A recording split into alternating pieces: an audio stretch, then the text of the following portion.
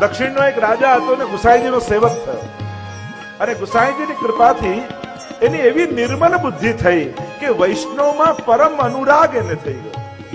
એટલે એના રાજ્યમાં, એના મહેલમાં કોઈ પણ કંઠીધારી વૈષ્ણવ આવે ને, પોતે સિંહાસનમાંથી ઉભો થઈ જાય, વૈષ્ણવને ત્યાં બેસાડે અને એના ચરણ પખારે. એવી નિર્મલ બુદ્ધિ થઈ.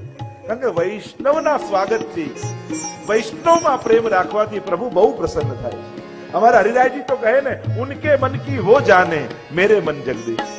તમારા આંગણે પણ કોઈ વૈષ્ણવ આવે ને તો ઉંમરેથી ખાલી હાથે પાછો ન જતો રહે. આગ્રહ કરજો કે 2 મિનિટ પણ ઘરમાં પગલા પાડીને જાય. એ ભલે વેપારની વાત કરવા આવ્યો હોય, એ ભલે કોઈ લૌકિક પ્રસંગે આવ્યો હોય, પણ આપણે આપણી બુદ્ધિ અલૌકિક રાખીએ. ઉનકે મન કી વો જાને મેરે મન જગદીશ. તો આ રાજાની બુદ્ધિ એવી થઈ, પોતાના સિંહાસનમાંથી ઉભો થઈ જાય, એ વૈષ્ણવને બેસાડે, એના પગ પખારે. એના જેટલા સગાઓ હતા એને ગમે નહીં કે આટલો મોટો દેશનો રાજા અને આવા કંઠીધારી કોઈ પણ આવે અને પોતાના સિંહાસનમાં બેસાડે છે. લાવવાની પરીક્ષા કરી. એક ગર્ધબ લઈને આવ્યા, એના ગળામાં કંઠી પહેરાવી અને રાજાના દરબારમાં છોડી દીધું.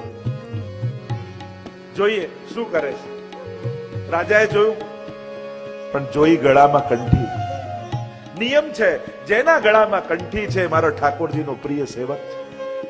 જેમ રોજ કરતા એમ કરતા પોતે ઉભા થઈ ગયા, ગર્ધબને સિંહાસનમાં બેસાડ્યો, એના પગ પખાર્યા, અને ગર્ધબની અંદર રહેલા પરમાત્માને કરુણા જાગી કે આની નિષ્ઠા કેવી છે, અને એના હૃદયમાંથી પરમાત્મા પોતે પ્રગટ થઈ ગયા કે તારા પર હું બહુ પ્રસન્ન થયો છું.